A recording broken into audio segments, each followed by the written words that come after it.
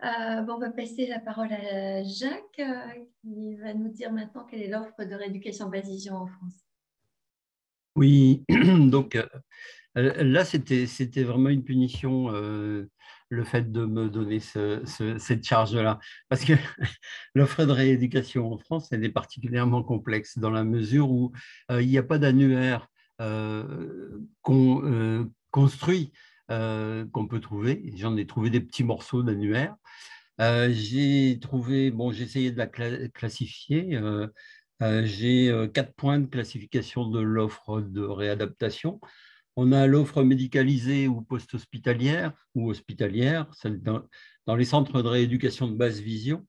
C'est les aspects rééducatifs de la prise en charge. Ça regroupe l'ophtalmo, l'orthoptiste et l'opticien et les autres professionnels de réadaptation.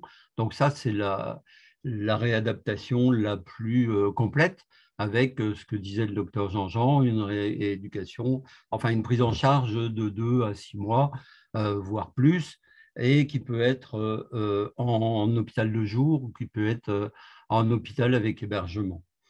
Ensuite, on a les SSR, les services de soins, de suite et de réadaptation, qui regroupent des équipes pluridisciplinaires, toujours pareil avec ce qu'on définit comme les 3 O, c'est-à-dire ophtalmo, opticien et orthoptiste, et puis d'autres rééducateurs qui tournent autour de la rééducation de la basse vision ou la rééducation de la vision ou la rééducation de la réadaptation de l'autonomie, par exemple.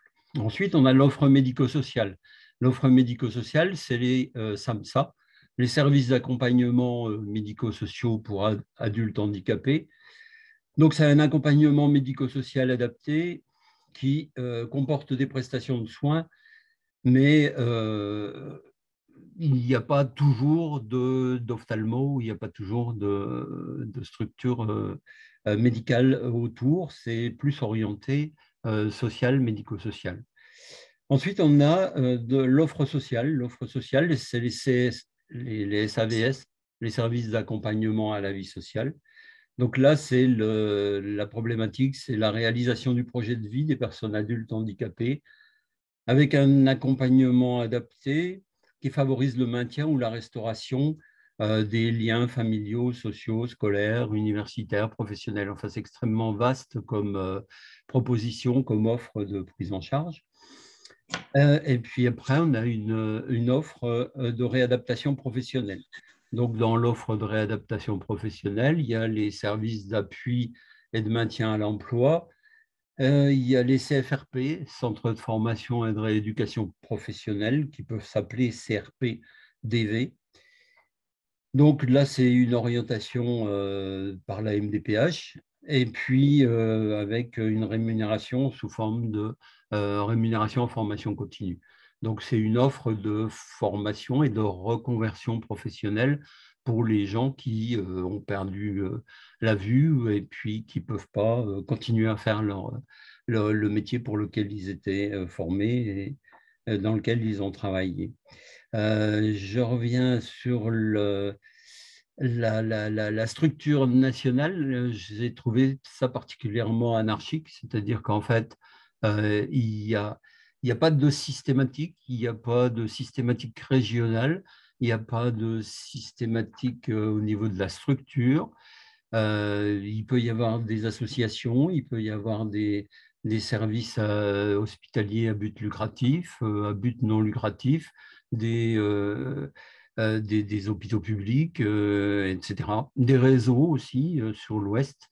Il y a eu, à l'origine, c'était le docteur Zanlonghi qui a mis en place un réseau avec les différents professionnels de basse vision pour cette prise en charge-là. Dans l'Ouest, dans l'Est, il doit y en avoir parce que je pense qu'on avait des contacts avec Strasbourg, mais j'ai rien trouvé Mhm. sur Internet, j'ai pas trouvé de site ou des choses comme ça. Non dit Jérôme. On est Donc, perdu, nous. ouais, je ne sais pas si vous êtes perdu, mais on va vous retrouver. Il doit bien y avoir des associations. Moi, je connais au niveau de la déficience visuelle pour les jeunes, Il y a des associations à Besançon, il y a des structures d'accueil il y a le Phare à Mulhouse, il y a une structure à Strasbourg, il y en a à Nancy. Pour les adultes, j'ai pas trouvé de. Enfin, à Nancy, si, ils ont une structure d'accueil, un SAMSA pour les adultes. Donc, il faudrait qu'on approfondisse un petit peu la problématique. Donc, c'était un bon sujet, Maryse, merci. Euh, Approfondissons donc dans les années, dans les mois à venir, la problématique des centres de réadaptation. Voilà, j'ai terminé. Merci pour cette exploration exhaustive, Jacques. On va prendre un petit temps de questions, si on a, ou de partage d'expériences. Je t'entends qu'il y a des petites réactions sur la région que tu évoquais, Jacques, donc sur ce qui s'est dit jusqu'à présent. Alors, pour le moment, je ne trouve pas de questions, de réactions dans le chat. Ah, j'ai le docteur Jean-Jean qui souhaite prendre la parole. Allez-y, docteur. Oui, c'est très juste. La question du réseau, c'est une question qui est très pertinente. C'est l'accès aux soins. Et il se trouve qu'il y a des patients qui ne sont pas au courant de l'existence de la RAMAV ou d'autres structures ou de professionnels. Ce qui fait qu'il y a quelque temps, il y a un numéro vert Basse Vision qui a été mis en place, qui peut déjà commencer à orienter les patients vers des professionnels Basse Vision près de chez eux. Donc ça, c'est un numéro vert qui a été mis en place par l'UNADEV, qui peut déjà commencer à orienter les patients. Et au niveau des professionnels, parce que parfois c'est quelque chose ça nous est demandé par les patients, en tant que vice-président de l'ARIBA, je dois en parler, c'est qu'il y a un annuaire en fait ARIBA. Si vous êtes inscrit à l'ARIBA, vous êtes intéressé par la basse vision et ça concerne tous les métiers de la basse vision, ce qui fait que globalement, et ça couvre l'espace francophone, hein, puisqu'on est un réseau qui dépasse même les frontières françaises, mais l'idée c'est que cette idée d'accès aux soins et d'accès à la bonne personne, c'est tout à fait fondamental chez nos patients. Et parfois, effectivement, nous, on reçoit des patients qui nous disent « mais on aurait aimé vous connaître il y a 5 ans, il y a 10 ans. Voilà. Donc, c'est une question qui est très intéressante et on essaye de diffuser cette information comme quoi il y a malgré tout des réseaux qui existent, même s'ils ne sont pas assez mis en avant. Mais en tout cas, nous, on essaye de communiquer dessus. Voilà. Et donc, c'est vrai que cet annuaire Ariba, déjà, vous savez que près de chez vous, vous avez un professionnel qui s'intéresse à la basse vision, que ce soit un orthoptiste, un ergo, un instructeur en locomotion.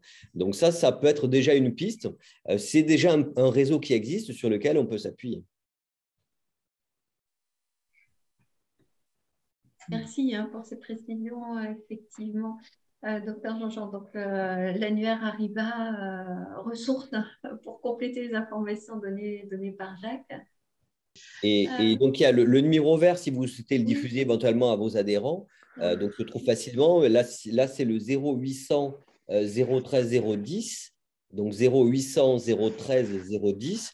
Et logiquement, c'est une ligne qui fonctionne plutôt bien avec des professionnels qui peuvent vous renseigner. D'accord. Bah oui, au niveau de tout ce qui est horaire, où on peut les joindre, etc., on appellera pour savoir. Le docteur Lebaille avait évoqué, c'est vrai, ce numéro qui est vraiment une ressource intéressante.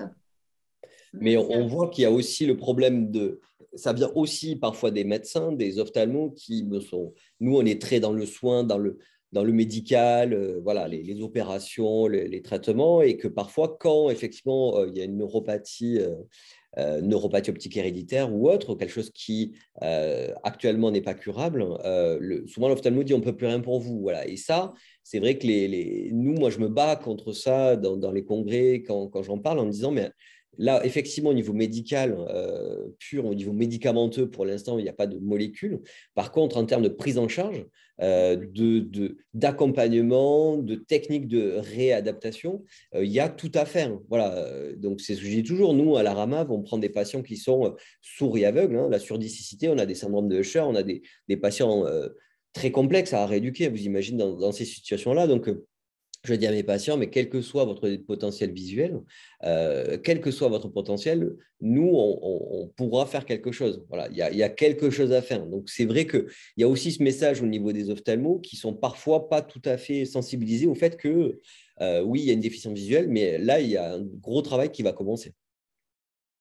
Je trouve que c'est vraiment un point important à souligner et merci de le faire parce que de notre côté, il y a cette brutalité de la maladie qui fait qu'il y a un effet d'annonce du diagnostic qui est très lourd à vivre et le fait de se voir fermer une porte, de se dire ben, comment on va vivre avec cette maladie, ben, s'il n'y a plus d'espoir parce qu'il n'y a plus rien à faire et que c'est le monde médical qui tient ce discours, alors là, c'est très… Voilà.